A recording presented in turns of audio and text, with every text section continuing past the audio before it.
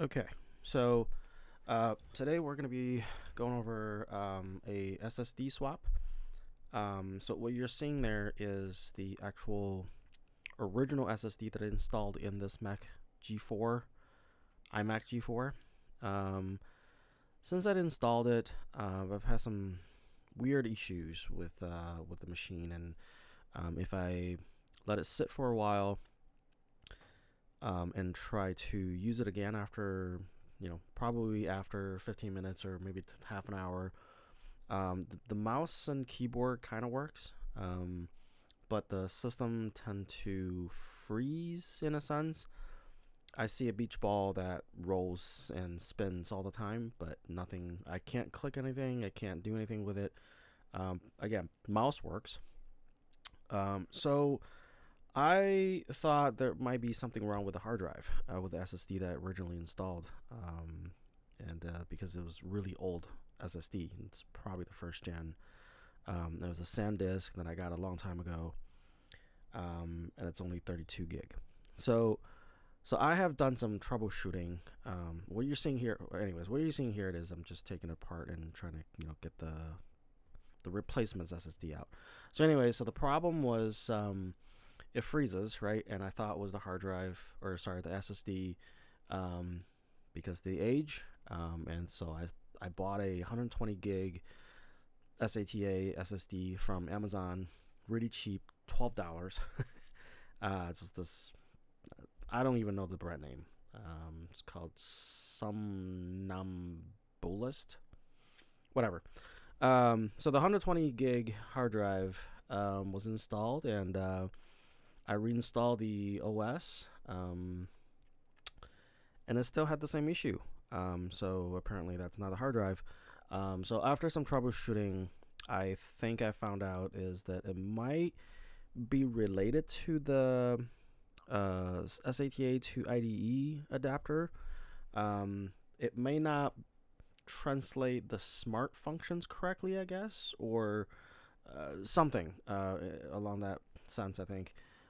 So the hard drive works when it works. When it boots up, everything works fine, and if I continue using it, everything's fine, no issues whatsoever.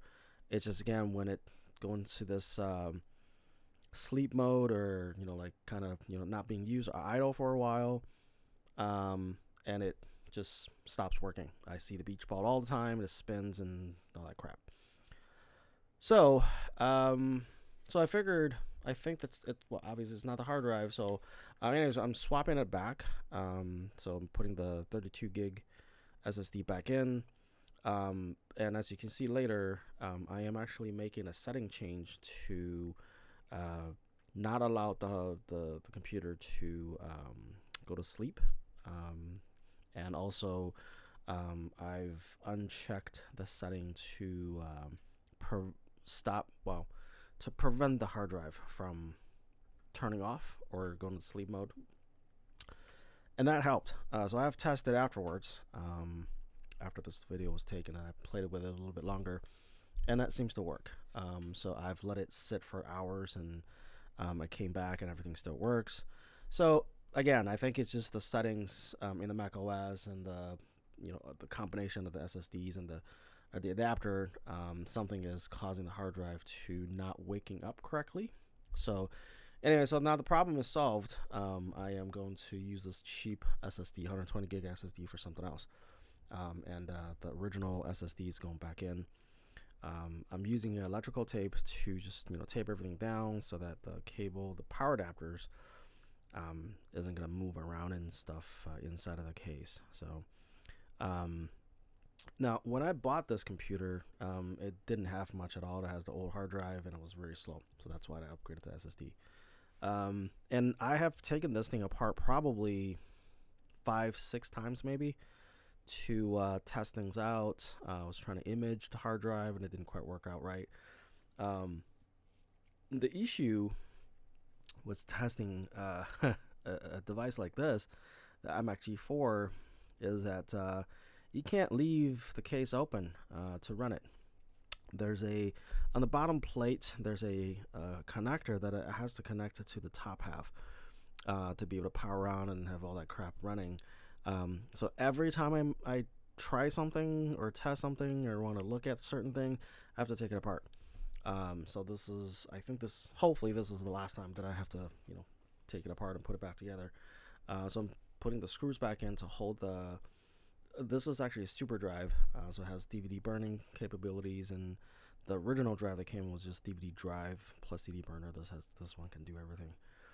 So I've done a few updates or upgrades on this. So the super drive, the SSD, it did came with 512 megs of RAM. It's kind of hard to find PC 133 memory, whether it's desktop or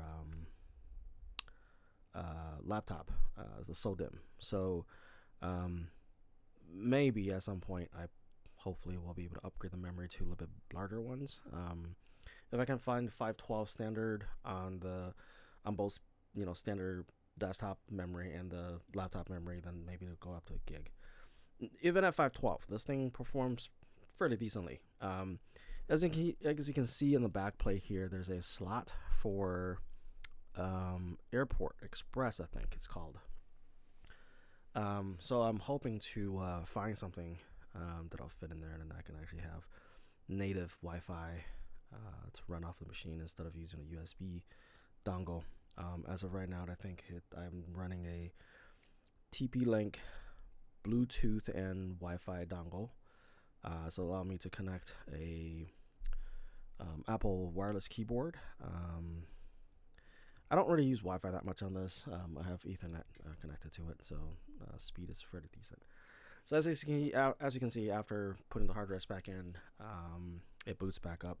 SSD makes a huge difference, and I'm going through the energy saver. The first thing I did is disable put the hard drive just to sleep when possible, and then tell the machines to never go to sleep, only to shut off the screens. So, and then what you can see here, this is a tedious process of upgrading Java. I thought I would just have like one Java update, and after this run, it came back and says, "Oh yeah, there's a Java update 6 version, whatever that is. Yeah, release 6." After this, it came 7. After 7, it came 8. After 8, it came 9. So I went through this 4 times to fully finish the fully install. So I think at this point, there is no updates.